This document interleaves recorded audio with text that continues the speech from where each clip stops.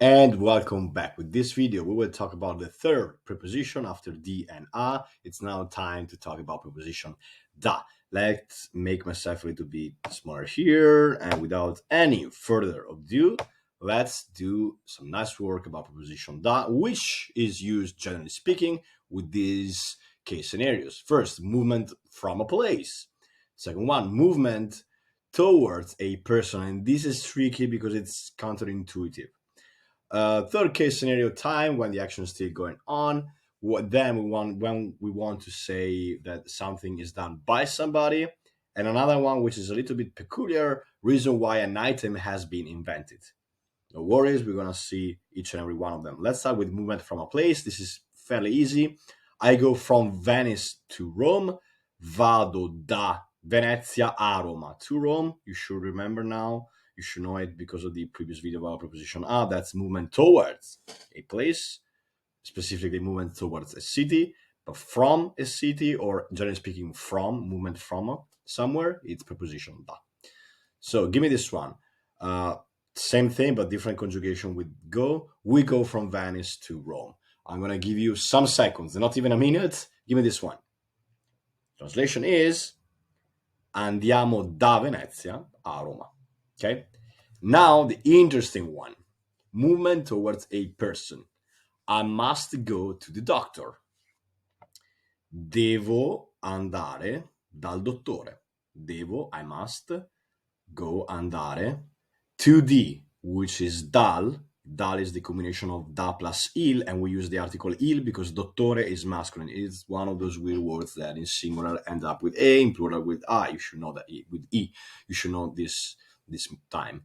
So yeah, dal dottore, to the doctor. The doctor is a professional and is a human being, so we use preposition da. Give me this one. We must go to the dentist. Dentist is dentista. Okay, so it looks feminine, but no, it is just one of those weird words that looks feminine, but they're not necessarily feminine. For instance, it depends on the gender of our dentist. Could be il mio dentista uomo, the guy, the male, or la mia dentista, donna. My dentist, man, my dentist, female dentist, woman dentist. It's up to you. Pick a gender, but stick to this. So we must go. Let's say that both me and my friend, we go to the same doctors, to the same dentist. They're like, both of us, we must go to the dentist. Okay, so give me this one. Dobbiamo andare dal dentista. Pardon me, there is a mistake here. It should be dal dentista if we consider to be a masculine, a male dentist, or if you chose the other option, dobbiamo andare dalla, which is da plus la dentista. Up to you. But anyways, doesn't change the fact that here we're using preposition da, right? Let's carry on with the third case scenario. But before we talked about this, let me tell you something else. This works with any sort of human being or concept about human beings. So, for instance, when you want to say that later on you go to Marco's house, you're still gonna say dopo vado da Marco. Dopo is later. Vado da Marco. Okay, let me write it because maybe you need to visualize it. So let's do this very quickly. If you want to say that today I go to Marco's, okay, you're gonna say oggi vado da Marco. Now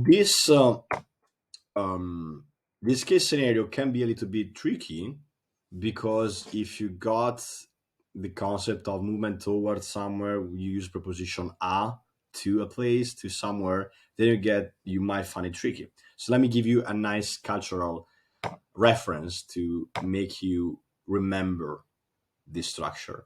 In the United States of America and in Canada and also in the UK and basically everywhere in the world, there are lots of Italian restaurants, and many of them are called da Gino, da Pino. That's the typical Italian restaurant's name abroad. Don't ask me why. they are so common, but it is what it is. The reason behind that name is that the owner, let's say Mr. Gino, decided to give the name to the restaurant Da Gino because the clients at some point will be like, okay, let's go eat to the kitchen or at the kitchen or at the restaurant of Gino, meaning that we will go to Gino's. Okay, so if a person say, okay, let's go to Gino's in English, in Italian we're gonna say andiamo da Gino, and that's why the names of Italian restaurants, Italian American restaurants, you see, you get what I mean. That's why these restaurants have this name: Da Gino, Da Pino, Da Michele. Even here in Italy, we have at least in my area in the Northeast, we have this chain of restaurants, pizzerias, and they are called Da Michele. Okay, Michele's restaurants. Okay, Michele's kitchen. Right, you get my point. Okay, same thing. So keep this cultural reference about Italian restaurants abroad in your English-speaking country, and you will memorize, recall, immediately recognize when you're supposed to use this preposition. Okay, or better yet, when you're supposed to apply this case scenario to the case scenario that you're about to use in your sentence. Okay, then time when the action is still going on. I have been living here for 9 years. Now we will talk about this tense, I've been living. To make it easier, we treat it like it was present because it is present. The action is still going on. Okay. To live is vivere, regular conjugation. So vivo with final o. You should know this at this point. Here is qui da 9 anni. Okay. Vivo qui da 9 anni. We will see with preposition per that we have a similar case scenario with time frame, but in that case, the action already happened in the past.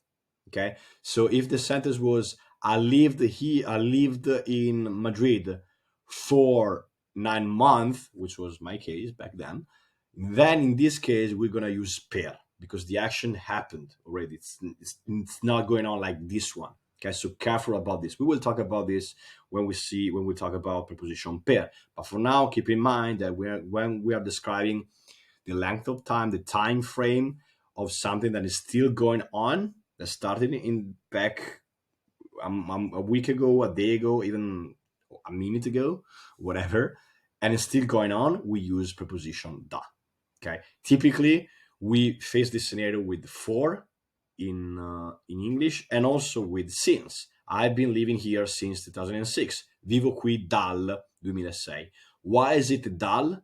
Because years, and this is a side note that you might want to write in your notes, no pun intended, because years are like, in our mind, are the year 2006. The year. So there is the article in Italian. In broken English, let's say, in our broken version of English, our meaning Italian speakers. So it is, I've been living here since the year 2006. So since there is a fictionary article, this is not a da, just da, it is dal 2006. Whereas here, we don't have dal because it's straightforward, 9 years. It's not the exact year, 2009, 2012, 1989. No, this is just a number of years that passed, regular number, not the 9 years. No, it is just that. Okay, but here it's since the year 2006. Okay, this is a side note about years that you should please do it. You should write in your notes. Anyways, again, I started living here back in 2006 and I still live here. So we use preposition da. Okay, so give me this one. Luke has been working here for 4 years. To work is lavorare, and here is either qui or qua. Doesn't matter which you pick, they are completely equivalent. Pick your favorite one. All right, so think about it. I give you a minute and a half, and let's go and let's see the translation, which is Luke lavora, present tense, has been working, lavora qui da 4 anni. I didn't write anni here in the notes, in the previous notes. Here singular is anno, A-N-N-O, singular masculine, so you make it plural anni. Okay? By somebody. Jurassic Park is written by Michael Crichton. Okay? Jurassic Park è written, scritto da Michael Crichton. That's easy, right? So when you are expressing the concept that something has been done or it is done by somebody, you use preposition da and then the name of the person or whatever it is. Okay? So give me this, please. This song, Lose Yourself, is sang by Eminem. Song is canzone, which is a weird one, not standard feminine, but it is feminine. And sang is cantato or cantata, cantati, cantata depends on the gender number. Since we are dealing with a female, feminine word, you know what I'm talking about, right? You understood the hint. So give me this one, please. This sentence is translated into La canzone Lose Yourself è cantata da Eminem. Okay? I really hope you enjoyed that clip, and if you want to watch the full-length video, you can find it in my media library, which is part of my mentoring program. And if you are new to this channel, make sure you click on the subscribe button. Now, that being said, in the description box down below, you can find a few useful links to my mentoring program, to some free material, and so on. Have an amazing day, and I will see you very, very soon.